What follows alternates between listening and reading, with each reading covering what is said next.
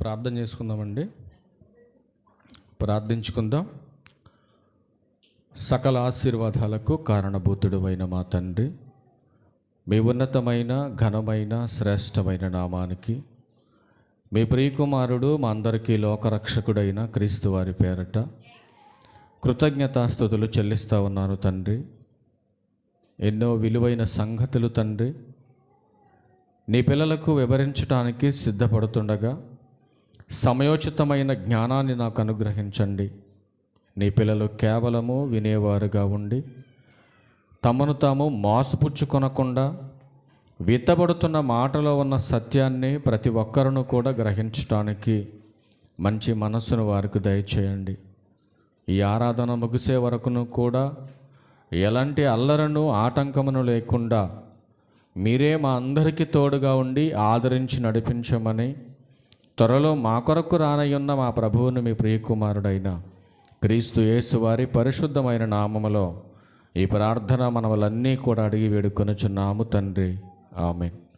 క్రీస్తునందు చేరువచ్చినటువంటి ప్రియులైన దేవుని పిల్లలందరికీ క్రీస్తు వారి పేరట మరొకసారి నా ప్రత్యేకమైన వందనాలు తెలియజేస్తూ ఉన్నా. ఇంత మంచి సమయాన్ని మనందరికీ దయచేసి అనుగ్రహించినటువంటి ఇంత గొప్పదైన భాగ్యానికై తండ్రి అయినటువంటి దేవునికి క్రీస్తు వారి పేరట కృతజ్ఞతాస్తుతులు చెల్లిస్తూ ఉన్నాను. ఈరోజు ఒక ప్రాముఖ్యమైనటువంటి విషయాన్ని దేవుని గ్రంథంలో నుంచి మనము పరిశోధనతో తెలుసుకుంటూ నేర్చుకుందాం. మొదటి వాక్య పఠనముగా చదువుకున్నటువంటి 14వ కీర్తనలో 2-3 వచనాలు ఒకసారి మనం చదువుకుందాం. కీర్తనల గ్రంథము 14వ అధ్యాయము 2వ వచనము మరియు 3వ వచనాన్ని మనం ఒకసారి చదువుకుందాం. వివేకము కలిగి దేవుని వెదుకువారు కలరేమో అని యెహోవా ఆకాశము నుండి చూచి నరులను పరిశీలించెను. జాగ్రత్తగా మనం ఈ మాటలు కొంచెం ఆలోచనతో ఆత్మీయంగా పరిశోధన చేద్దాం. ప్రభునందు ప్రియులైనటువంటి దేవుని పిల్లలందరూ కూడా ఆలోచించవలసినటువంటి విషయం ఏంటంటే, దేవుని వద్దకు వస్తున్నటువంటి తన పిల్లలందరూ కూడా వివేకులుగా అంటే జ్ఞానవంతులుగా ఉండాలన్నదే దేవుని యొక్క ఆలోచన. ఎవరు కూడా అవివేకులుగా అజ్ఞానులుగా ఉండకూడదు. ఎందుకంటే దేవుడు జ్ఞానవంతుడు, దేవుడు పరిశుద్ధుడు. ఎలా అయితే దేవుడు జ్ఞానవంతుడుగా పరిశుద్ధుడుగా నిత్యత్వంలో ఉన్నాడో, ఈ భూమి మీద బ్రతుకుతున్నటువంటి మనుషులంతా కూడా తన పోలిక చొప్పున సృష్టింపబడినటువంటి మనిషి సృష్టిలో ఉన్నంతకాలము కూడా తన యొక్క చిత్తాన్ని గైకొంటూ బ్రతకాలన్నదే దేవుని యొక్క ఉద్దేశమై ఉంది. ఒక మాటగా మనం చూడాలంటే దేవుడు చాలా గొప్పవాడు అని మనం కొన్ని సందర్భాల్లో మాట్లాడుతూ ఉంటాం. కొన్ని సందర్భాల్లోనే కాదు, ఎన్ని సందర్భాల్లో మనం మాట్లాడుకున్నా కూడా దేవుడు ఈ సృష్టిలో ఉన్న వారందరికంటే కూడా గొప్పవాడే అప్పటికీ కూడా. కానీ గొప్పవాడైనటువంటి దేవుని పిల్లలు గొప్పవారిగానే ఉండాలనేది దేవుని యొక్క ఉద్దేశమై ఉంది, ఆయన యొక్క ఆలోచన ఉంది. దేవుని యొక్క ఉన్నతమైన ఆలోచనకు తగినట్టుగా నేడున్నటువంటి క్రైస్తవ్యం దేవుని ఉద్దేశాలు నెరవేర్చేవారుగా ఉన్నారో లేదో మనం ఒకసారి జాగ్రత్తగా ఆలోచించవలసినటువంటి అవసరం ఉంది. క్రమము లేనటువంటి విశ్వాసం నిత్య జీవాన్ని తెస్తుందా అనేది మనం ఆలోచించాలి. క్రమము లేనటువంటి సేవను దేవుడు సహించను అని మాట్లాడుతున్నప్పుడు, క్రమము లేనటువంటి నీ ఆత్మీయ జీవితం ఫలభరితమైనటువంటి జీవితంగా ఉంటుందా ఉండదనేది మనం ఆలోచించాలి. ఎప్పుడైనా మనం ఆలోచించవలసిందల్లా ఒక్కటే, లోకంలో బ్రతుకుతున్నటువంటి బ్రతుకు వేరు, దేవునిలోకి వచ్చేసిన తర్వాత దేవునితో కలిగి బ్రతుకుతున్నటువంటి బ్రతుకు వేరు. లోక సంబంధులకు సంఘస్థులకు ఎట్లాంటి సంబంధమో లేదు అని బైబిల్ మనకు స్పష్టంగా తెలియజేస్తూ ఉంది. ఈ సమాజంలో తల్లిదండ్రులకు ఉన్నటువంటి ప్రేమ, భార్యాభర్తలకు ఉన్నటువంటి ప్రేమ, అన్నదమ్ములకు ఉన్నటువంటి ప్రేమ, స్నేహితులకు ఉన్నటువంటి ప్రేమ, ఈ భూమి మీద బ్రతుకుతున్నటువంటి భక్తులు దేవుని పట్ల కలిగి ఉన్నటువంటి ప్రేమ, అన్ని ప్రేమలు ఒక్కటేనంటారా? ఒకటేనా? భార్యాభర్తల ప్రేమ వేరు, తల్లిదండ్రుల ప్రేమ వేరు, అన్నదమ్ముల ప్రేమ వేరు, స్నేహితుల ప్రేమ వేరు. ఈ సృష్టిలో ఉన్నటువంటి అనేకమైనటువంటి ప్రేమలన్నిటికంటే మిన్న అయినటువంటి ప్రేమ, గొప్పదైనటువంటి ప్రేమ, ఉన్నతమైనటువంటి ప్రేమ, కల్మషము లేనటువంటి ప్రేమ, కపటము లేనటువంటి ప్రేమ ఈ ప్రకృతిలో ఎక్కడ మనకు దొరుకుతుందో ఒకసారి మీరు ఆలోచించండి. ఎక్కడ దొరుకుతుందండి ఆ ప్రేమ? సాక్షాత్తు దేవునిలో మాత్రమే ఆ ప్రేమ మనకు దొరుకుతుంది. అట్లాంటి ప్రేమ ఈ సమాజాన్ని నేర్చుకోమంటున్నాడు దేవుడు. అట్లాంటి ప్రేమ కలిగి బ్రతకమంటున్నాడు ఈ సమాజంలో తన పిల్లల్ని. కానీ ఎలా బ్రతుకుతున్నారు ఈ సమాజంలో బ్రతుకుతున్నటువంటి వారు?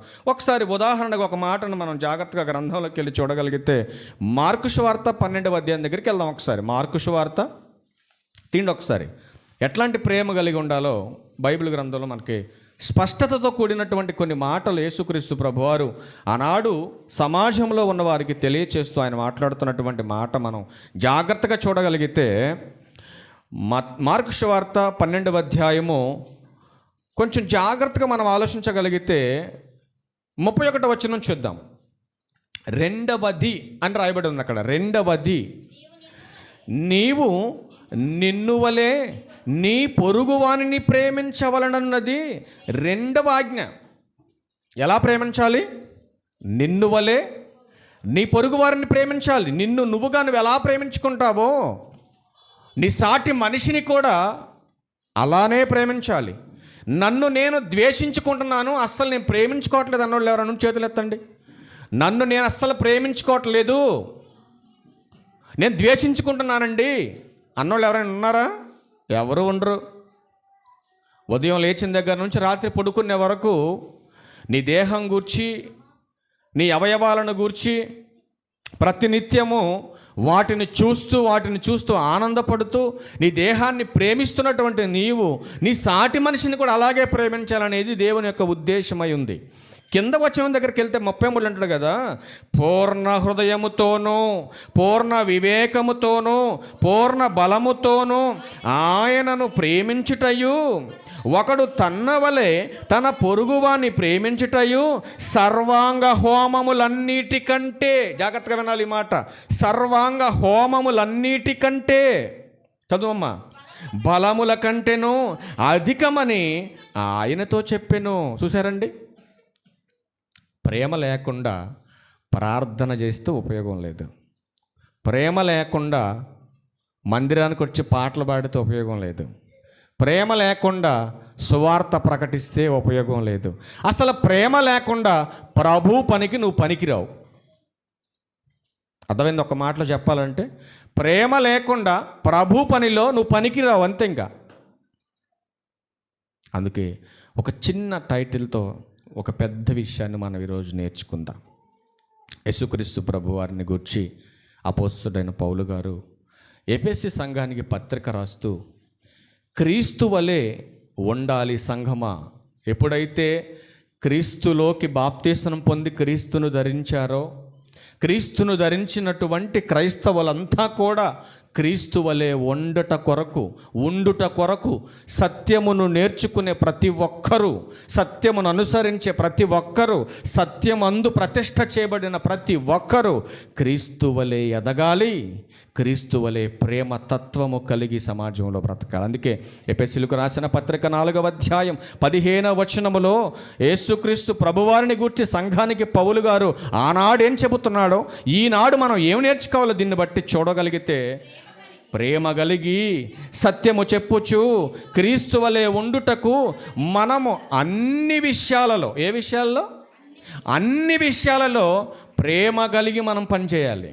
కొన్ని విషయాల్లో మాత్రమే నేను ప్రేమ కలిగి ఉంటానండి, కొన్ని విషయాల్లో మాత్రమే నాలో ప్రేమ కనపడుద్దండి, మిగతా విషయాల్లో అసలు నాకు ప్రేమ కనపడదు అనుకుంటే నీ ప్రేమే కాదు. అవునంటారా కాదంటారా? అందుకనే పౌలు గారు మరలా ఇంకొక సంఘంతో మాట్లాడుతున్నాడు. కొరింథీయులకు రాసినటువంటి మొదటి పత్రికలో అసలు పౌలు గారిని గురించి ప్రస్తావన చేస్తున్నాడు. ఈరోజు మన నేటి సంఘం అంతటికి చాలా ప్రాముఖ్యమైనటువంటి మాట. ఏం మాట్లాడుతున్నాడు? కొరింథీయులకు రాసిన మొదటి పత్రిక 13వ అధ్యాయము 2వ వచనంలో పౌలు గారు మాట్లాడుతున్న మాట, ప్రవచించు కృపావరములు కలిగి మర్మములన్నీయు జ్ఞానమంతయు ఎరిగినవాడనైనను. చూసారు, జాగ్రత్తగా వినాలి ఈ మాటలు మీరు. చూడండి, ప్రవచించు కృపావరములు కలిగినను మర్మములన్నీయు జ్ఞానమంతయు ఎరిగినను కొండలను పెకిలింపగల పరిపూర్ణ విశ్వాసము గలవాడనైనను. ఏమి లేకపోతే ప్రేమ లేకపోతే నేను వ్యర్థుడను. వ్యర్థుడంటే అర్థం ఏంటమ్మా? దేనికి ఉపయోగం లేనుడని. ప్రేమ లేనివాడు వ్యర్థుడు అంటే వేస్టాడు. అవునా? వేస్ట్ అయినటువంటి వ్యక్తి దేవునికి పనికొస్తాడా? ప్రేమ కలిగిన పాటలు ఇక్కడికి వచ్చి పాడొచ్చు. నువ్వు ప్రేమ కలిగి నోటితో పాడినంత మాత్రాన ఒరిగేది ఏమీ లేదు ఇక్కడ. అవుద్ది ఏమైనా? ప్రేమతో కూడిన పాటలు ఏదైనా ఒక పాట పాడండి, తెలుసా మీకు? ప్రేమ లేనివాడు పరలోకానికి అనర్హుడని మనమే పాడతాం. వెంటనే నువ్వు కింద క్వశ్చన్ వేసుకోవాలి, ఇంతకు నాకు అర్హత ఉందా లేదా? ఇంతకు నాకు అర్హత ఉందా లేదా? నా తోటి వారిని నేను ప్రేమిస్తున్నానా లేదా? నన్ను నేను ఎలాగైతే ప్రేమించుకుంటున్నానో నా పొరుగు వారిని కూడా అలాగ ప్రేమిస్తున్నానా లేదా? ఎప్పుడైనా మనల్ని మనం చెక్ చేసుకుంటే కదా మనకు అర్థమయ్యేది. అందుకే ఒక చిన్న టైటిల్తో ఒక చిన్న మెసేజ్ మనం విందాం. ఏంటా టాపిక్ అంటే, ఈరోజు సమాజంలో ప్రేమని ప్రకటించబడుతుంది. అవునమ్మా? సువార్త దేని గురించి ప్రకటన జరుగుతుంది? సువార్త అంతా కూడా ప్రేమ గురించి సువార్త ప్రకటన జరుగుతుంది. కానీ ప్రకటిస్తున్న వారిలో ప్రేమ కనుమరుగైపోతుంది. విని నేర్చుకునే వారిలో కూడా ఏం కనుమరుగైపోతుంది? ప్రేమ కనుమరుగైపోతుంది. వాస్తవమైనటువంటి ప్రేమకున్నటువంటి నిర్వచనం తెలియనటువంటి ఈ క్రైస్తవ్యంలో ప్రేమకు బదులు ఏం చోటు చేసుకుంది తెలుసా? ఏం చోటు చేసుకుందమ్మా? ప్రేమకు బదులు ఏం చోటు చేసుకుంది? అక్రమం చోటు చేసుకుంది. ఈరోజు ప్రేమలో ఎదగాలని క్రీస్తును చూపించి ఎఫెసీ సంఘానికి పౌలు గారు నేర్పించాడు.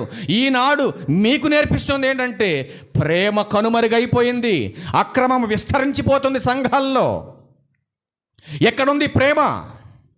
క్రీస్తు వల్ల ఎదగాలని పౌలు మాట్లాడుతున్నాడు, నా వలే ఉండాలని క్రీస్తు మాట్లాడుతున్నాడు. ఇదిగో నా కుమారుణ్ణి లోకానికి పంపించి నా ప్రేమను కనపరచానని తండ్రి మాట్లాడుతున్నాడు. కానీ ఇంతమంది ఇన్ని రకాలుగా ప్రేమను నేర్చుకోమని చెబుతున్నా నేర్చుకోనటువంటి దౌర్భాగ్య పరిస్థితిలో నేడు సంఘం ఉంది. సంఘం నిజంగా ఎవరిని ప్రేమిస్తుంది? సంఘం నిజంగా ప్రేమించే తత్వం మీలో ఉంటే, అక్రమకారులుగా మీరు బ్రతకపోతే మీకు శత్రువులు ఎందుకు ఉంటారండి? ఉంటారా శత్రువులు? వాళ్ళంటే మాకు పడదు, వీళ్ళంటే మాకు పడదని బతుకుతున్నావంటే నువ్వు క్రైస్తవుడిగా అన్ఫిట్. నువ్వు క్రైస్తవురాలుగా నువ్వు పనికి రావు. దేనికి? శత్రుత్వం ఉండొచ్చా క్రైస్తవుడికి? ఉండొచ్చమ్మా? నాకంటూ శత్రువులుగా ఎవరిని నేను భావించుకోకూడదు. నన్ను శత్రువులుగా ఎవడు భావించుకున్నా నాకు ప్రాబ్లం లేదు. కానీ నాకంటూ శత్రువులు ఉండకూడదు, ఉండేలా నేను ప్రవర్తించకూడదు. ఎవరైనా నన్ను శత్రువుగా భావించుకుంటే దానికి మనం ఏం చేస్తాం? అవునంటారు కాదంటారు? ఆలోచించండి. నన్ను ఎవరైనా శత్రువుగా భావించుకున్నాడు అనుకోండి, నేనేమైనా చేయగలనా? తప్పు నాదా? నా తప్పు కాదండి. నేను వేరే వాళ్ళ శత్రువులుగా భావించుకొని శత్రుత్వాన్ని తెచ్చుకొని శత్రుత్వాన్ని పెంచుకుంటే తప్పు నాది. అవును కదండి?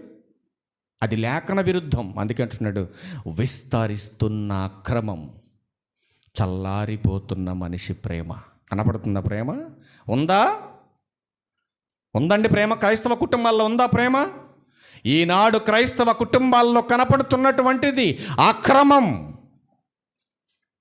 అక్రమకారులైనటువంటి వీళ్ళంతా క్రమంగా మందిరానికి వచ్చినా ఆత్మీయతలో అభివృద్ధి లేనటువంటి వ్యక్తులుగా నేడు సంఘాలలో కనబడుతున్న వారందరిని బట్టి మరొక సంఘానికి పత్రిక రాస్తూ పౌలు ఒక అద్భుతమైన మాట వాడుతున్నాడండి. చూద్దాం ఆ మాట. రోమీలకు రాసిన పత్రిక 8వ అధ్యాయం. రోమీలకు రాసిన పత్రిక అపోస్తుడైన పౌలు గారు రోమీలకు రాసిన పత్రిక 8వ అధ్యాయం వచనము కూడా 8. కాగా శరీర స్వభావం గలవారు దేవునిని ఎప్పటికీ సంతోషపరచలేరు. మీ పద్ధతులు, మీ క్రియా విధానం, మీ ఆలోచన మారనంత కాలం మీరు దేవుణ్ణి ఎప్పటికీ సంతోషపరచలేరు.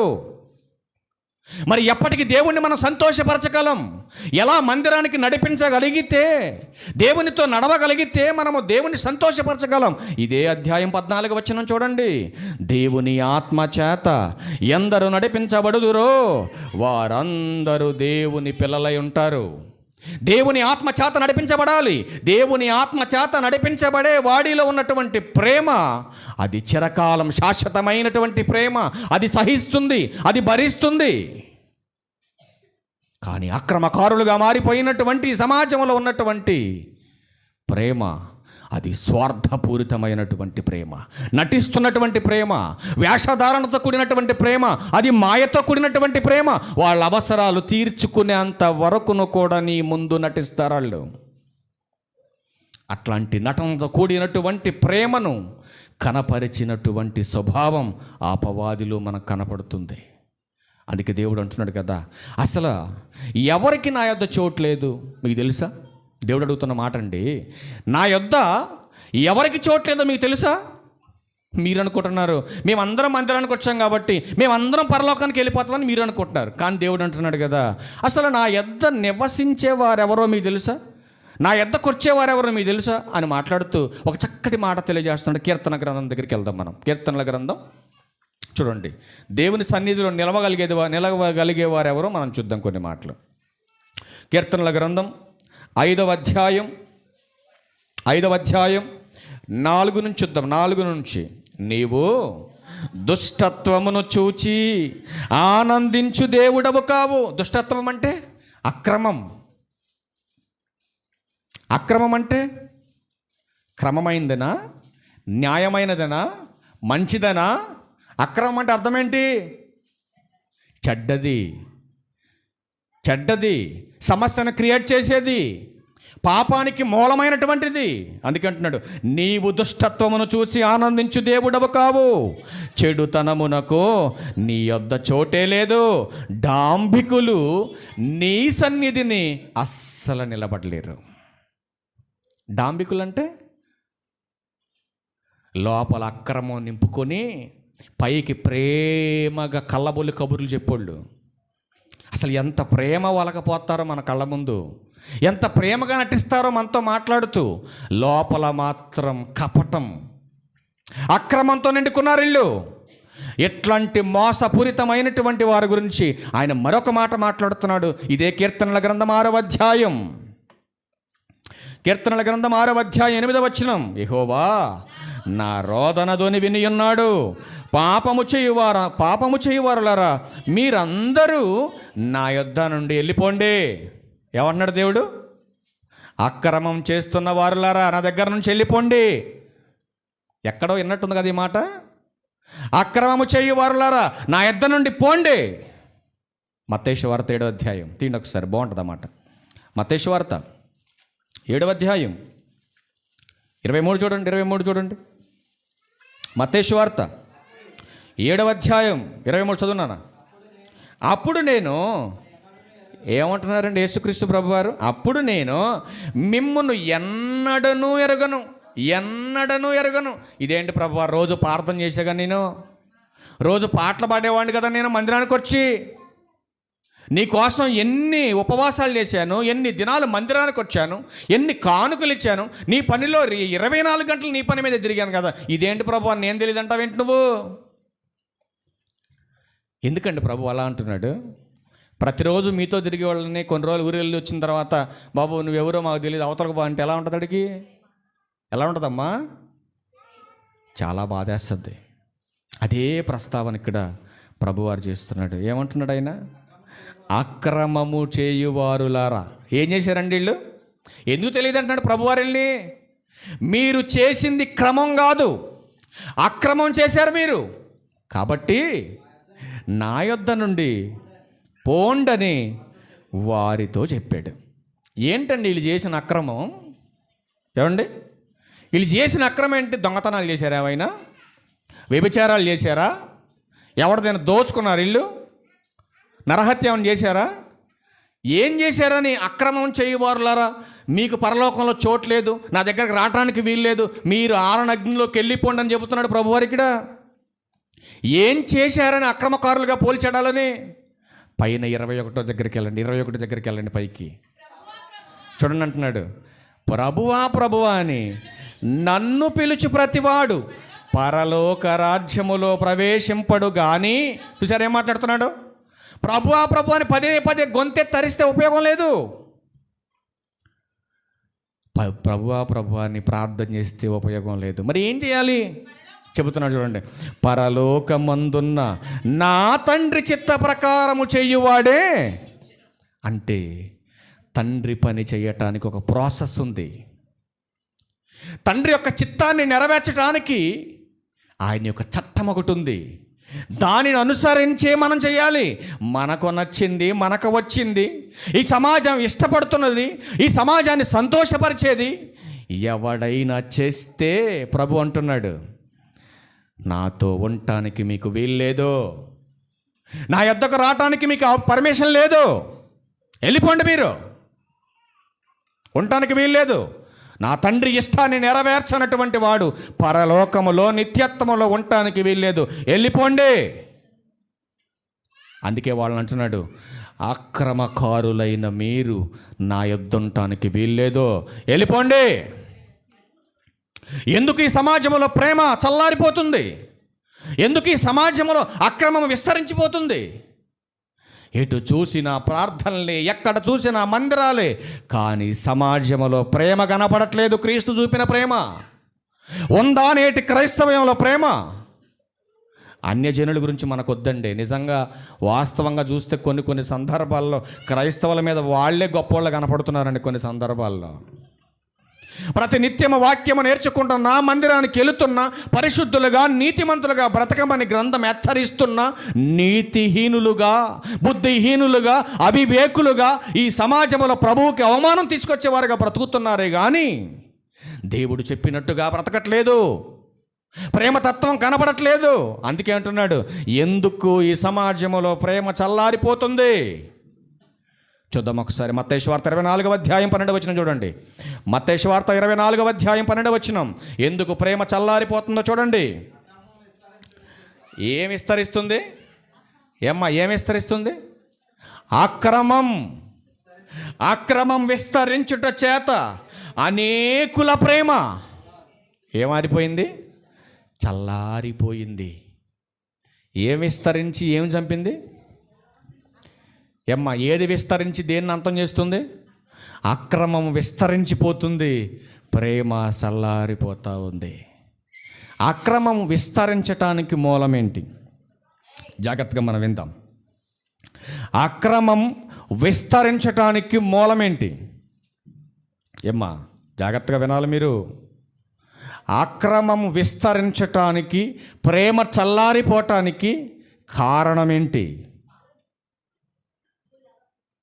చెప్పాలి. ఒక మాట చెబితే తీసుకెళ్తాను, నేను ముందుకు తీసుకెళ్తాను. 21వ తారీఖు మీరందరూ వస్తే క్లాస్కి కొన్ని మంచి వీడియోలు మీకు చూపించాలని అలా స్టోర్ చేసి పెట్టాం మేము. ఎందుకంటే భూమి మీద బతుకుతున్నటువంటి మనిషి చాలా చిన్న క్షణికమైనటువంటి జీవితాన్ని కలిగి ఉన్నాడు మనిషి. ఈ క్షణికమైన చిన్న జీవితంలో మనిషి ఆకాశాన్ని అంటే అంత ఎత్తులోకి గర్వాన్ని కలిగి బుద్ధిహీనుడిగా మారిపోయి బ్రతుకునిచ్చినటువంటి దేవుడే లేడనుకొని చివరికి దేవుని కంటే మేమే గొప్పవారమని తమను తాము హెచ్చించుకొని మా ముందు దేవుడు అనేవాడు జీరో. ఆయనకి దేవునికి వేసిన మార్కులు తెలుసండి. వాళ్ళ ప్రాపర్టీని ఫస్ట్ వేసుకున్నారు, 2వ క్యాటర్లో తల్లిదండ్రులు పెట్టుకున్నారు, 3వ క్యాటర్కి వచ్చేసరికి దేవుణ్ణి పెట్టారు. మొత్తం ఆ క్వశ్చన్లో 4 ఆన్సర్లు పెట్టారు. 4 ఆన్సర్లో లాస్ట్ దేవునికి పెట్టారు. దేవునికి వేసిన మార్కులు ఏం తెలుసండి? మొత్తం డబ్బున్న బడాబాబులు అండి వాళ్ళంతా, ఆ సభలో ఉన్న వాళ్ళంతా డబ్బున్నటువంటి గొప్ప గొప్ప పేరు ప్రఖ్యాతలు కలిగిన వాళ్ళంతా ఒక మీటింగ్ పెట్టుకొని ఆ మీటింగ్లో దేవుడు అనేవాడు మా దృష్టిలో ఏంటది? జీరో. ఎప్పుడైనా నీ బతుకులో నువ్వు అనుకున్నావు, కనపడవు ఎవరికిగా. దేవుడు నా ముందు, నా ప్రాపర్టీ ముందు, నా అధికారం ముందు, నా జాబ్ ముందు, నా ఉద్యోగం ముందు, నాకున్న బంధుబలగం ముందు, నాకున్నటువంటి సంపద ముందు, నాకున్నటువంటి గర్వం ముందు, నాకున్నటువంటి జ్ఞానం ముందు దేవుడు ఆఫ్టర్ ఆల్ జీరో అని నువ్వు అన్నావు అనుకో, నీ ఆధార్ కార్డు చినిగిపోద్ది. ఇంకంతే. ట్రై చేసి చూడు, ఎప్పుడైనా ట్రై చేసి చూడు. ఒకడు అనుకున్నాడంట మెడలో కొంతమంది ఒక సంస్థకు సంబంధించినటువంటి వ్యక్తులు ఏదైనా ప్రమాదశాతం దొరికితే ఎవడో చంపకుండానే వాడే చంపుకునేటటువంటి ఒక విషపూరితమైన లాకెట్ని వాడి మెడలో పెట్టుకొని అందరికి కూడా వాళ్ళ గురువు వాళ్ళ మెడలో వేసాడు. ఇవన్నీ వేసిన తర్వాత వాడికి చెప్పాడంట, ఒరే ప్రమాదశాతం ఎవడైనా మిమ్మల్ని పట్టుకుంటే వాళ్ళు చంపకుండానే, వాళ్ళు హింసించకుండానే ఈ మెడలో ఉన్నటువంటి సైనైడ్ తీసుకొని నాలుక మీద పెట్టుకుంటే ఒక్క సెకండ్, విత్ఇన్ సెకండ్లో చచ్చిపోతావని చెప్పి లాకెట్ ఆడి మెడలో వేసాడంట. వేస్తే నిజంగా సెకండ్లో చచ్చిపోతారా? ఒకవేళ చచ్చిపోతే నేను తీసుకున్నటువంటి పాయిజన్ ఏ టేస్ట్లో ఉంటుందో ఒకసారి చెక్ చేద్దామని వాడికి ఆలోచన వచ్చి ఏం చేశాడంటే తక్కన ఆ మూత తీసి, ఆ క్యాప్ తీసి నాలుగు మీద అలా ఎట్టుకున్నాడు. చెప్పాడు ఆ టేస్ట్ ఏంటి, ఏ టేస్ట్ ఉంటుందో పెట్టుకోమని చచ్చాడు. అలాగే ఉంటుంది మనం కూడా దేవునితో పెట్టుకుంటే. దేవా, నువ్వు అనేవాడు లేవయ్యా, మా ప్రాపర్టీ గొప్పది నీకంటే అని దేవుని ముందు నువ్వు పిచ్చి పిచ్చి మాట్లాడితే అందమైన మహానగరం ఎలా మారిపోయింది? శ్మశాన వాటికగా మారిపోయింది. అందులో ఒక వీడియో చూపించారండి మనకి, అది కొంతమంది ఫేక్ అని పెట్టారు, అది ఎంతవరకు వాస్తవం నాకు తెలియదు. కానీ చుట్టూ ఉన్నటువంటి ఆ బిల్డింగ్స్ అన్నీ కాలిపోతే ఒకే ఒక్క భక్తుడైనటువంటి కుటుంబం మాత్రమే ఉందని ఒక్కొక్క వీడియో చూపించారు, ఒక వీడియో రిలీజ్ చేశారు. చుట్టూ అన్నీ కాలిపోయాయి, కానీ ఆయన కాంపౌండ్ లోపల కనీసం అగ్ని అలా గోడకి కూడా లోపలికి రాల. అదొక్కటి మాత్రం పెట్టారు దీంట్లో. అసలు ఎందుకు అక్రమం విస్తరిస్తుందో ఈ అక్రమాన్ని గురించి మీకు చూపించడానికి ముందు ఈ వీడియో ఒకసారి మీకు చూపించాలని నేను ఆశపడుతున్నాను. ఒకసారి ఆ వీడియో చూద్దాం మనం. చూడండి ఒకసారి. దీంట్లో బాణం గుర్తు పెట్టి ఉంటుంది తల్లి, మీరు కొంచెం జాగ్రత్తగా చూడండి. ఇదిగో చూడండి, చుట్టూ శ్మశాన వాటికగా మారిపోయింది. అందులో ఒక్క ఇల్లు మాత్రమే మిగిలింది. చూడండి, కొన్ని లక్షల కుటుంబాలు అగ్నికి ఆహుతయి మొత్తం కాలి బూడిదగా మిగిలిపోయిందండి మహాపట్నం. డబ్బు ఉందని ఎర్రవీగితే, దేవుని మీద నోరు బారేసుకుంటే చివరకు నువ్వు కట్టుకున్న ఇల్లు మిగలదు, నీ ప్రాపర్టీ మిగలదు, నీ ఆస్తులు ఏవీ మిగలకుండా నిన్ను ఒంటరిగా నిలబెడతాడు దేవుడు భూమి మీద. ఆలోచించండి. లక్షల రూపాయల కార్లు కాలిపోతున్నాయి, కోట్ల విలువ చేసే విమానాలు. అసలు నిజంగా పెట్రోల్ పోసి తగలబెట్టినంత స్పీడ్ తగలబడదండి. ఏదో ఒక భయంకరమైన లావా వెనక వచ్చేసి కాలుతున్నట్టు కాలిపోయిందండి మొత్తం. అసలు ఎంత ప్రయత్నించినా, ఎంతవరకు కాలాలో ఎవడెవడైతే అహంకారంగా మాట్లాడాడో వాడి సరిహద్దు వరకే కొలతేసినట్టు గాలింది. మీరు చూసుకోండి జాగ్రత్త వీడియోల్లో. దేవుడు తలుసుకుంటే అంతే, కొలత పెడతాడికి అంతే, కొలత వరకు వెళ్ళిపోద్ది. తన లెక్క పూర్తయ్యేంత వరకును కూడా తీసుకెళ్ళిపోతాడు దాన్ని. తన లెక్క పూర్తయిపోయిన తర్వాత ఆపుతాడు. అక్కడ ఆపు అక్కడ అని చెప్తాడు దేవుడు. అంత గొప్పోడండి దేవుడు. ఆ వీడియోలు చూస్తుంటే నేను ఫోన్ తీసుకున్న మొదటి రోజు ఆన్ చేయంగానే అది దొరకంగానే వెంటనే ఇది నాకు పనికి వస్తుందని చెప్పి నేను సేవ్ చేసుకున్న మాటలన్నీ. అంత గొప్పోడు దేవుడు. నేటి సమాజంలో ప్రేమ చల్లారిపోవటానికి కారణం ఏంటి? అక్రమం విస్తరించడానికి కారణం ఏంటి? చెప్పగలరండి ఎవరైనా? చెప్పలేరు మీరు, ఎందుకంటే మీకు తెలియదు, మీరు అమాయకులంతా. జపన్య గ్రంథం 3వ అధ్యాయం ఒక్కసారి మొదటి వచనం చదువుకుందాం. మొదటి వచనం, ముష్కరమైనదియు. ఇంకా ఒక్క నిమిషం ఆగినా, ఇంకా పేపర్లు తిరగేస్తున్నారు దొరకలాలకి. జాగ్రత్తగా తీసారా? ప్రేమ చల్లారి అక్రమం ఎందుకు విస్తరిస్తుందో మీకు చూపిస్తున్నాను నేను. జాగ్రత్తగా వినాలి మీరు. ముష్కరమైనదియు, భ్రష్టమైనదియు, అన్యాయము చేయదగనగు పట్టణమునకు శ్రమ. ఇప్పుడు చెప్పండి, ఆ ప్రాంతం ఎందుకు కాలిపోయిందంటారు? చెప్పాలి ఇప్పుడు మీరు జాగ్రత్తగా. ఆ ప్రాంతం అంతా ఎందుకు కాలిపోయిందండి? డబ్బు ఉందనుకున్నారు కానీ ముష్కరమైనదిగా మారిపోయింది, భ్రష్టమైనదిగా మారిపోయింది, అన్యాయం చేసేటటువంటి పట్టణముగా మారిపోయింది. అన్యాయస్తులు దేవుని రాజ్యమును ఎప్పటికీ స్వతంత్రించుకోరు.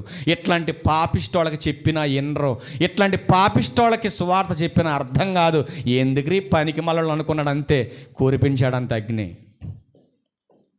ఇప్పటికీ పరిశోధన రంగం అంతా టెస్ట్ చేస్తుంది, అసలు ఏ రకంగా ఫైర్ అయింది ఈ మంట. చెప్పగలిగాడు ఎవడైనా? ఇప్పటికీ చెప్పలేడు. దేవుడు చేస్తే కనుక్కోలేము మనం, అంతే.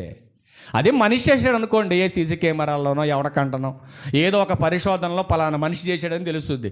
అది దేవుడు చేస్తే టెక్నాలజీకి కూడా దొరకదు. మీరు గుర్తుపెట్టుకోవాలి ఈ మాటలు. అందుకే అంటున్నాడు, ఈ ప్రాంతం ఎందుకయ్యా ఇట్లా మారిపోయింది ఈ పట్టణం అని అంటే, అది ముష్కరమైనది, భ్రష్టమైనది, అన్యాయం చేస్తున్నది. ఒకవేళ మన ఊరు కూడా అలా ఉందేమో చూసుకోండి. ఒకవేళ మన గ్రామం కూడా అలా మారిపోతుందేమో చూసుకోండి. ముష్కరమైనదిగా మారిపోయిందా, మరణానికి చేరువవుతున్నట్టే నీకు అనిపిస్తుంది. నేను ఆరోగ్యంగానే ఉన్నానులే, నేను బాగానే ఉన్నానులే, బాగానే బతుకుతున్నానులే నువ్వు అనుకుంటావు. అందుకనే నువ్వు అలా అనుకున్నప్పుడు నీకు గుర్తు రావాల్సింది ఏంటంటే, మేడిపండు గుర్తు రావాలి నీకు. ఏ పండు? మేడిపండు. అది ఎలా ఉంటుందండి? మేడిపండు భలే ఉంటుందండి మేడిపండు. ఒకరోజు స్కూల్లో మాస్టర్ నాకు ఈ మాట చెబితే, అసలు మేడి చెట్టు ఎక్కడుంది, మేడికాయ ఎక్కడుందని నా ఫ్రెండ్ ఒకడు ఉండోడు, ఆడు ఎక్కువ చెట్లమ్మటే తిరిగోడు, ఎక్కువ మేకలు తోలుకొని. ఆడిని తీసుకొని ఒక రోజంతా తిరిగి మేడికాయ పట్టుకొచ్చాను. నిజమా అబద్ధమా ఇది మాస్టర్ చెప్పిందని?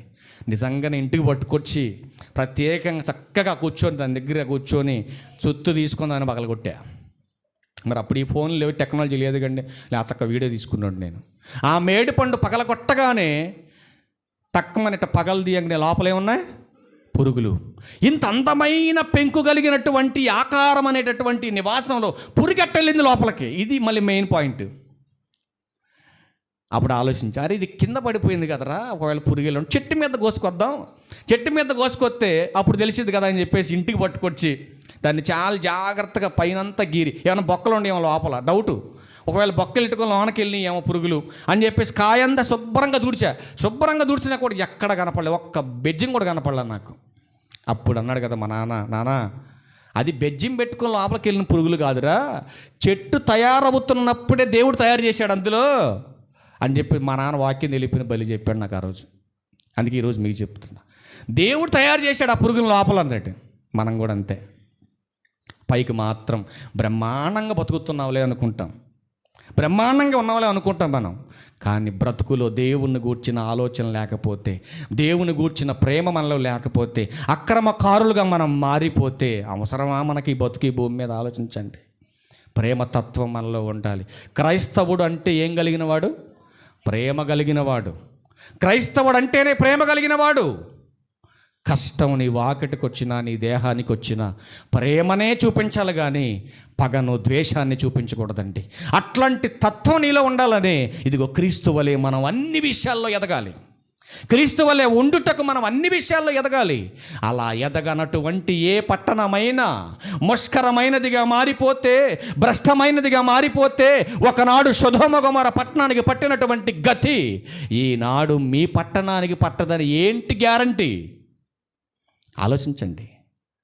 అక్కడక్కడ జరుగుతున్నాయంటే నిన్ను ఎలక్ట్ అవ్వమంటున్నాడు, జాగ్రత్త పడమంటున్నాడు నిన్ను.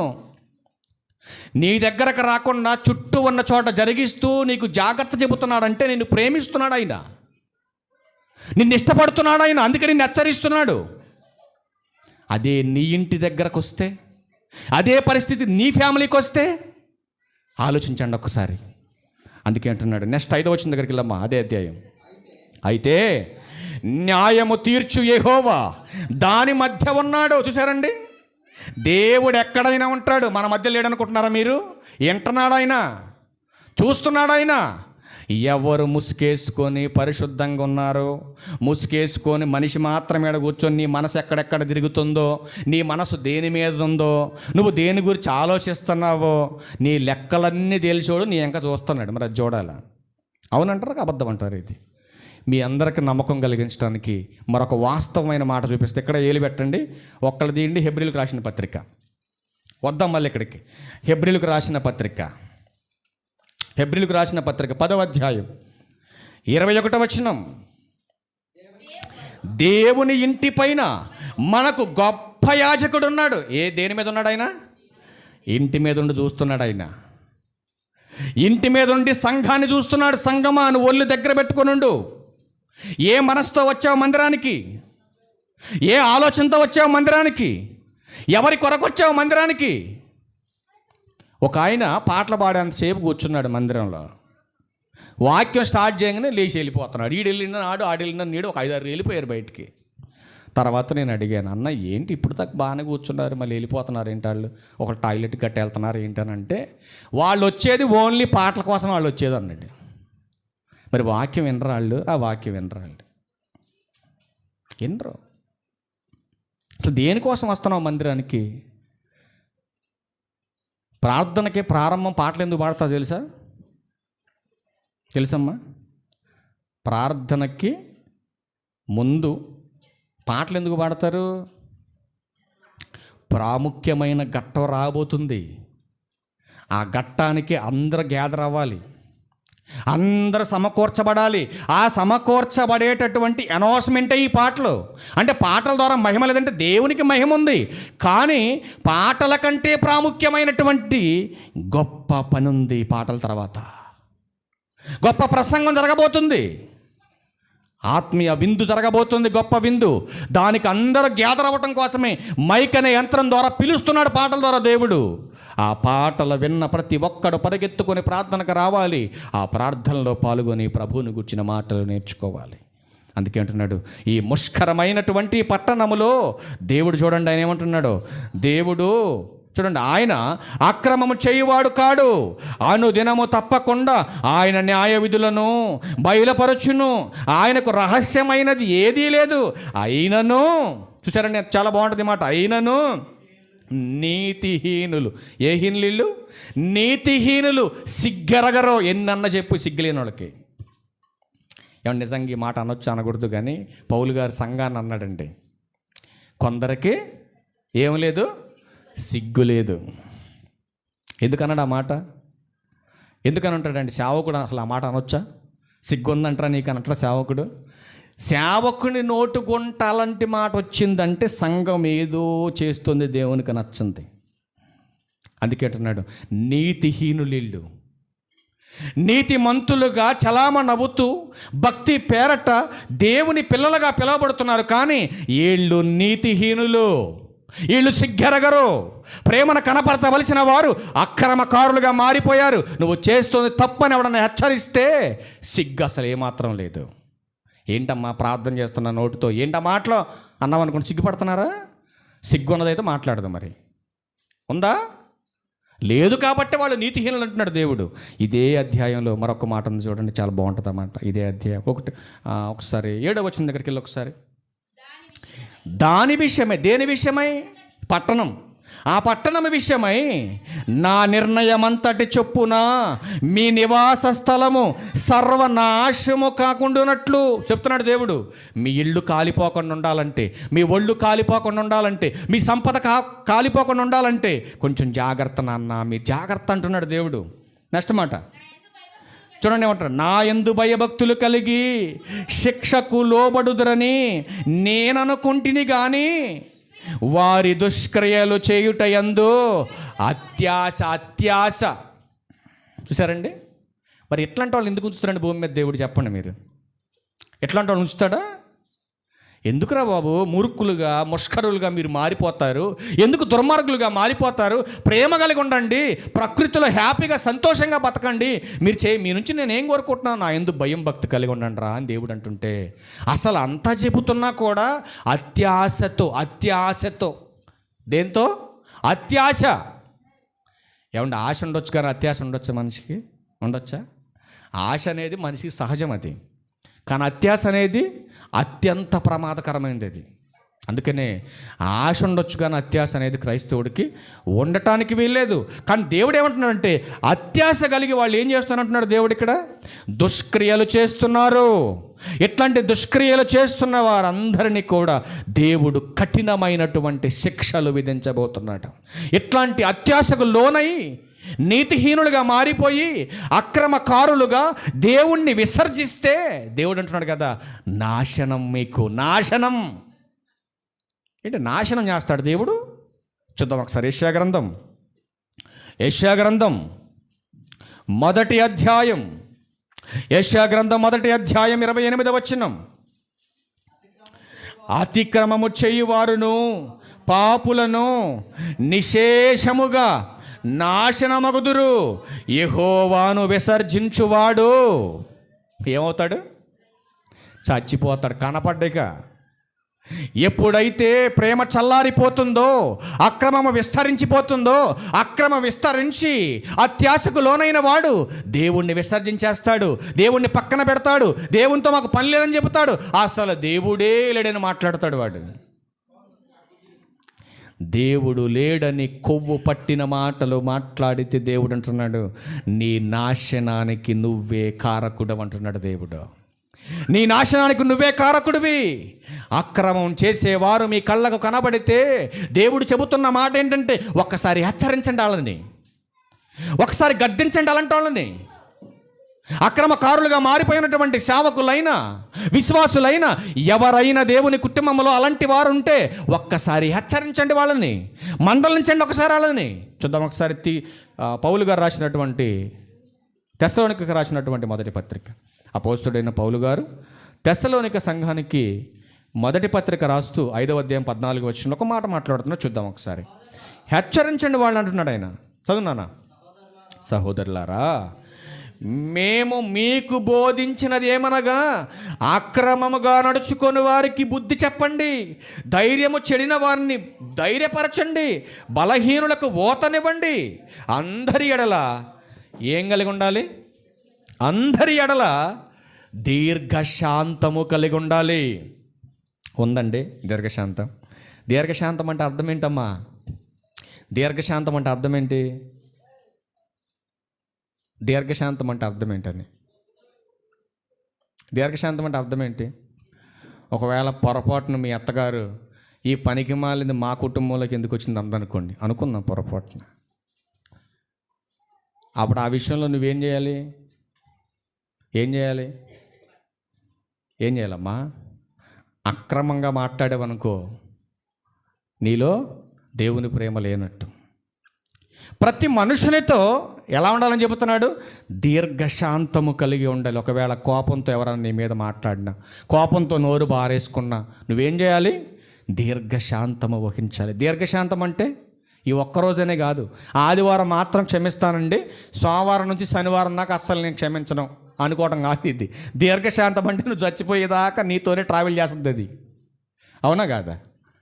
నిజంగా మేము క్రీస్తు ప్రేమను కలిగి ఉన్నాళ్ళని చేతులు ఎత్తండి. ఒకసారి ఒక మాట చూపిస్తాను మీకు. క్రీస్తు ప్రేమను కలిగిన వాళ్ళని చేతులు ఎత్తండి. ఒకసారి ఒక మాట చూపిస్తాను. నిజంగా క్రీస్తు ప్రేమ నీలో ఉంటే నువ్వు ఇలానే ఉండాలి. ఒక మాట చూపిస్తాను నేను. మీలో ఎవరిలో లేదా క్రీస్తు ప్రేమ? లేదా? పరలోకం వద్ద మీకు కాలిపోవటం అంటే అమ్మ సరదా అనుకుంటాం. మీకు ఇంటికి వెళ్ళిన తర్వాత స్టవ్ వెలిగించి గిన్నె పెట్టే ముందు చేయి పెట్టు దాని మీద. ఒకసారి ట్రై చేసి చూసి, గిన్నె పెట్టే ముందు చేయి పెట్టు దాని మీద, గ్యాస్ పొయ్యి మీద పెట్టేసి కాసేపు పెట్టుకొని అబ్బాయిలే అబ్బాయిలే ఆనందంగా ఉందిగా అని రెండో చేయి కూడా పెట్టి, ఆహా అబ్బాయిలే కాలుతుంది చేయి, చక్కగా సూపర్గా ఉందని. తర్వాత నువ్వు ఎక్కి దాని మీద కూర్చో, సూపర్ దరిద్రం వదిలిపోద్ది. ఇక్కడ కాలిపోతావు బాగానే ఉంది, అక్కడికి వెళ్ళాక మరి యుగ యుగాలు వేతనకరమైన ఆరనగ్ని, అగ్ని ఆరదు పురుగు చావదు, అగ్ని ఆరదు పురుగు చావదు, నువ్వు కూడా చావు అందులో. అలాగే ఉంటావు.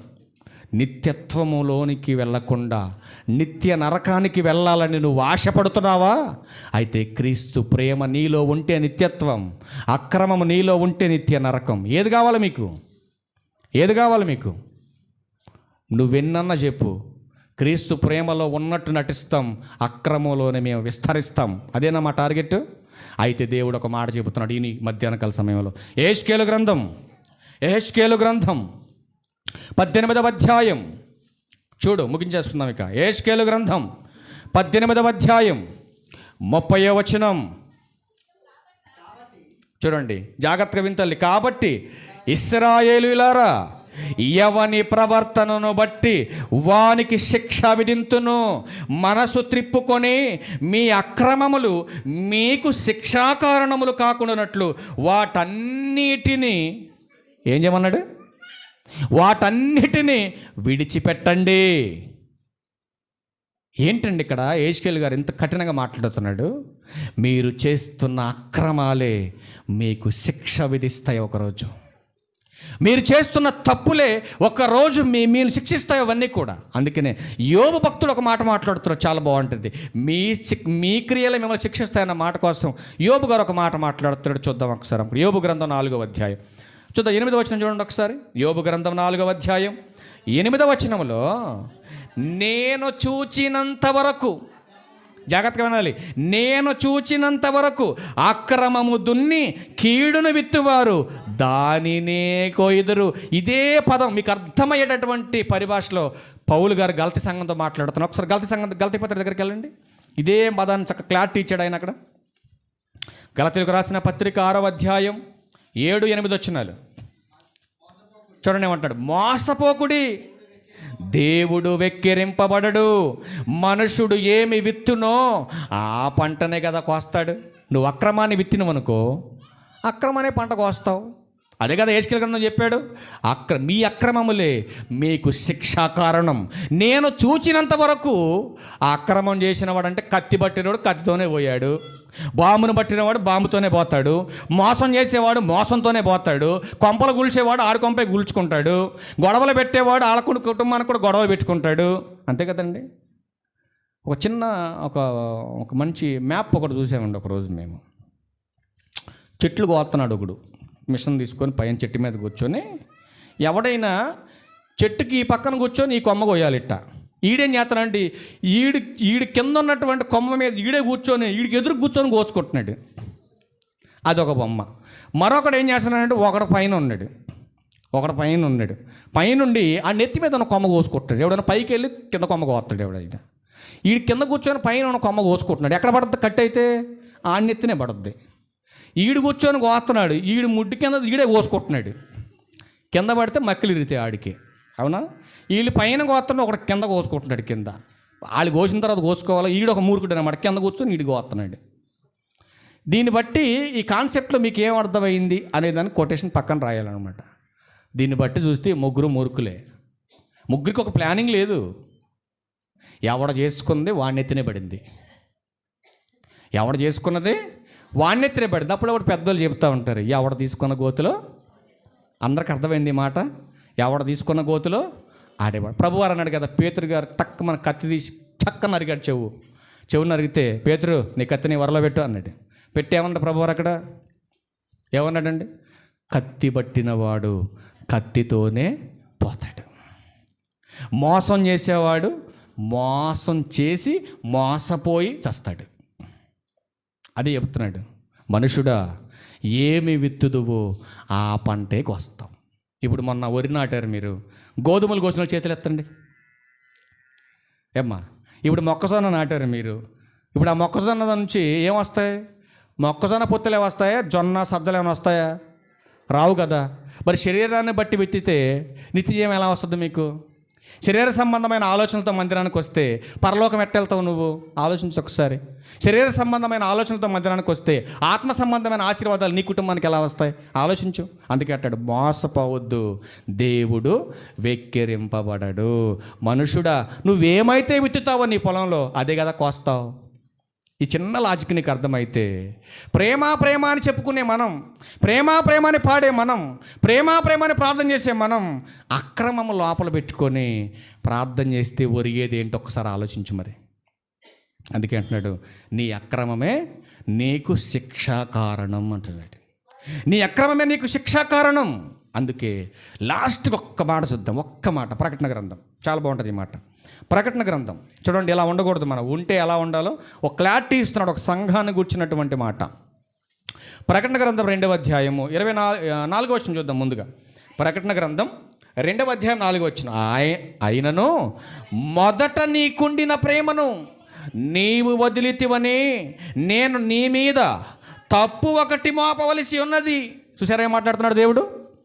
మొట్టమొదట్లో నీకున్న ప్రేమ వదిలేసావు. ఇప్పుడు నువ్వు ఎందుకు వదిలేసావు? వదిలేయడానికి కారణం ఏంటి?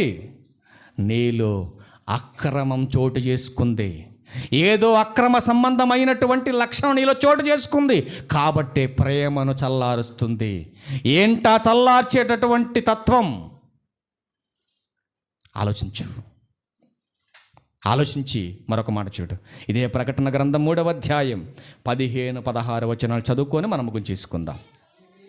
దేవుడు అంటున్నాడు, నీ క్రియలను నేను ఎరుగుదును, నీవు చల్లగానైనను వెచ్చగానైనను లేవు.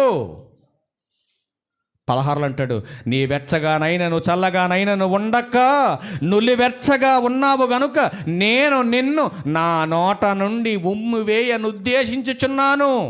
ఏమండి, దేవుడు తన నోట నుంచి మనల్ని తీసేస్తే మనకు బతుకుందా? మీరు ఒకసారి ఆలోచించండి. ఇదే టాపిక్ ఒకరోజు మాట్లాడుతూ మనము మన చేతిలో వేసుకొని మనం తీసుకుంటామా? తీసుకుంటారు ఎవరైనా? అసలు మనము బయట కూర్చునేటప్పుడు మన షర్ట్ మీద పడితేనే ఎట్లా దూడ్చుకున్నాం కచ్చీపు తీసుకొని. ఇదే పక్కన మీద పడింది అనుకో, నువ్వు ఊసినప్పుడు ఎలా ఉంటుందమ్మా? ఎలా ఉంటుంది? ఒక ఆవిడ ఇలాగే ట్రావెల్ చేస్తుంటే ఊసాడు లోపల నుంచి ఒక ఆయన ఊసాడు. బయటకు వస్తే స్కూటీ మీద పోత గోడ మీద పడింది. బస్సుకు అడ్డం తిరిగి బస్సు ఆపి బండి దింపి ఆయన కిందకు వచ్చి టప్ప కొట్టింది చెప్పు తీసుకున్నాడు. హైదరాబాద్లో ఏది ఉమ్మేసినందుకే. ఒక మనిషి ఉమ్ము మరొక మనిషి మీద పడితే ఆమెకి ఏదో కోట్ల రూపాయలు లాస్ వచ్చినట్టుగా, ఏదో యాసిడ్ పడి కాలిపోయినట్టుగా మనిషిని కిందకు దింపి నా మీద వస్తావరా నువ్వు, అంత కొవ్వు పట్టిందని కానీ చెప్పు తీసి టప్ప కొట్టింది. పాపం మహానుభావుడు ఏం మాట్లాడాలి. సారీ అండి, సారీ మేడం అన్నాడు తప్ప ఏం నోరెత్తల. పాపం సైలెంట్గా వెళ్ళిపోయాడు. ఆలోచించండి. ఉంటే చల్లగైనా ఉండు, లేదంటే వెచ్చగైనా ఉండు. నులివెచ్చని జీవితం చాలా ప్రమాదం అండి. అది గుర్తుపెట్టుకోవాలి మీరు. నులివెచ్చని జీవితం చాలా ప్రమాదం. అది నీతిహీనమైనది, భక్తిహీనమైనది. అది నిన్ను దేవునికి దూరం చేస్తుంది. అందుకే అంటున్నాడు, నువ్వు నులివెచ్చగా ఉంటే నా నోట నుంచి నిన్ను ఉమ్మేస్తానంటున్నాడు ఆయన. ఇప్పుడు ఎవరైనా నీ ముఖం మీద ఉమ్మేశారనికి ఎలా ఉంటుంది? నీకు ఎలా ఉంటుందమ్మా? ఇప్పుడు నువ్వు నీతిహీనరాలుగా, అక్రమం చేసేవాడుగా, మోసం చేసేవాడుగా, ప్రేమ లేనివాడుగా నీ ఇష్టానుసారంగా నువ్వు మాట్లాడుతున్నావు అనుకోండి, ఏం చేస్తారు నీ ముఖం మీద? ఏమన్నా ప్రభువారు ఏమన్నా చేశాడా పాపం? ఎంతమంది కాండ్రిని చూశారండి. ఎందుకు ఊపించుకున్నాడు ఆయన? మన ముఖం మీద ఎవడు ఉయ్యకూడదని, మన ముఖం మీద ఎవడు ఉయ్యకూడదని ఆయన ఊహించుకున్నాడు. ఎవరికన్నా ఉందా ఈ బాధ? ఎవరికన్నా ఉందా ఈ ఆలోచన? ఎవడన్నా పట్టుకొని నీ కొడుకు మీద ఊస్తే? మొన్న మా తమ్ముడు వాళ్ళ కొడుకు మా నాన్న మీద ఊసాడు. ఆడికి అట్ట ఊయటం అలవాటు అంట. అట్ట నేర్చుకున్నాడు. అదే అట్ట ఊచుకుంటే ఇటు నా దగ్గరకు వచ్చాడు. ఎమ్మటనే మా అబ్బాయి అన్నాడు కదా, ఒరే మీ డాడీలు అంటాడు కదా, మా డాడీ గోడకేసి కొడతాడు అంటాడు. ఆడు ఇలా నా దగ్గరకు అట్ట వచ్చాడు. అట్ట రౌండ్ వేసుకొని అట్ట వెళ్ళిపోయాడు. మళ్ళీ కనుక ఊస్తే బెల్ట్ ఎందుకో అన్నాడు మావాడు. ఆడి కొడుకు ఆడి మీద ఊరితేనే ఆడికి నచ్చట్లేదు. నీ కొడుకు మీద ఎవడన్నా ఊస్తే నచ్చుద్దా నీకు? సాక్షాత్తు దేవుడే ఊసేస్తే నిన్ను బయటికి ఊసిన దాన్ని తీసుకోగలం బయటికి? మనం తీసుకోగలమండి? నీలాల జలమేగా, నీదేగా. నీ ఒంటి మీద పడితే అన్నిసార్లు రుద్దుకుంటాం ఏంటి మరి దేవుడే ఉమ్మేస్తే మన బతుకులేదండి. ఆలోచించండి ఒకసారి. అందుకే దేవుడు అంటున్నాడు కదా, నిన్ను నా అరచేతిలో చెక్కుకున్నాను, అరచేతిలో చెక్కుకున్నాను నేను. ఎంత అల్లారు ముద్దుగా చూసుకుంటాడండి దేవుడు మనకు బతుకునిచ్చి. కాబట్టి ప్రియమైన దేవుని వర్లారా, క్రీస్తు వలె ఉండుటకు మనం అన్ని విషయములలో ఎదగాలి. అసలు అక్రమం అంటే ఏంటి? క్రమము లేని దానినే అక్రమం అంటారు. ఆత్మీయత కాని దానినే అక్రమం అంటారు. ఆత్మీయతకు అక్రమానికి సంబంధము లేదు. ఆత్మీయ అభివృద్ధికి అడ్డుపడుతున్న ఆటంకమైన అతిక్రమమును కానీ అక్రమమును కానీ నేటి క్రైస్తవ హృదయాల్లో ఉండకూడదనే సదుద్దేశంతోనే ఈ విషయాలు మేము ముందుకు తీసుకురావటం జరిగింది. చాలా అద్భుతమైనటువంటి విషయాన్ని ఈరోజు మారేమండలో మాట్లాడటం జరిగింది. మా ఛానల్ వీఫల్లాడ్ మినిస్ట్రీస్లో ఉంది, వినండి. జీవనం కొరకు జీవాధిపతిని వదిలేస్తే ఎంత ప్రమాదమో ఆ టాపిక్ అంతా ఈరోజు మాట్లాడాను. అక్కడ మీరు జాగ్రత్తగా ఆ టాపిక్ కూడా వినాలని ప్రభు పేరట మీకు మనవి చేస్తూ ఈ నా మాటలు ముగిస్తాను. అందరికీ వందనాలు. Thank you. ఈ సమయంలో ప్రభు బల కార్యక్రమాన్ని తమ్ముడు